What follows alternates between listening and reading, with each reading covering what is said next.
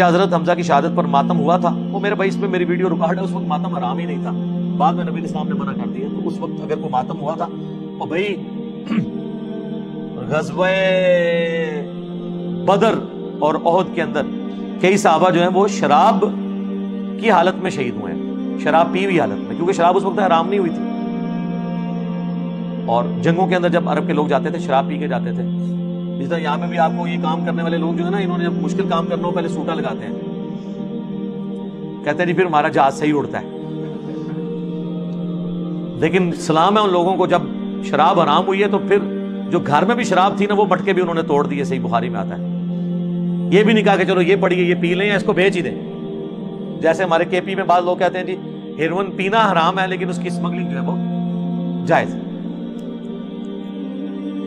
قیامت سے قبل جنگوں کے بارے میں بتائیے گا. جی آپ مشکات شریف کی 30 جلد پڑھ لیں اور اس میں آپ کو ملیں گی. باقی یہ زیادہ تر تو ایک علمی شاوتی ہے جو اس طرح کی گفتگو لوگ بار بار گوئی والی کرتے رہتے ہیں. آپ پریکٹیکل جو کرنا ہے نا دین کے لیے وہ کریں, بجائے ان کاموں میں لوگوں کو ڈالیں. محمد شیخ کس طرح گمراہ ہے؟ محمد شیخ صاحب کے تو عقیدے کفری ہیں, گمراہ نہیں ہے. گمراہ کہنا تو لفظ گمراہ کی توہین ہے. انہوں نے قرآن کی تحریف کی ہے. قرآن پاک میں جو چیزیں اس طرح بیان نہیں ہوئی تھیں انہوں نے بالکل اس کو غلط طریقے سے بیان کی ہے. تو لہٰذا یعنی پاکستان میں اگر کسی طبقے یا گروہ کی تکفیر ہو سکتی ہے نا تو ان لوگوں کے بعض نظریات کی تکفیر ہو سکتی ہے جس طریقے سے وہ بیان کریں. البتہ باتیں وہ کئی ٹھیک بھی کرتے ہیں.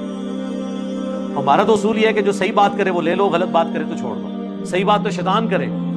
صحیح بخاری میں حدیث موجود ہے 2311 کہ انسانی شکل میں آ کے شیطان نے وظیفہ دیا تھا آیت الکرسی کا. تو نبی اسلام فرمایا ہے تو شیطان تھا, جھوٹا تھا, لیکن بات اس نے سچی.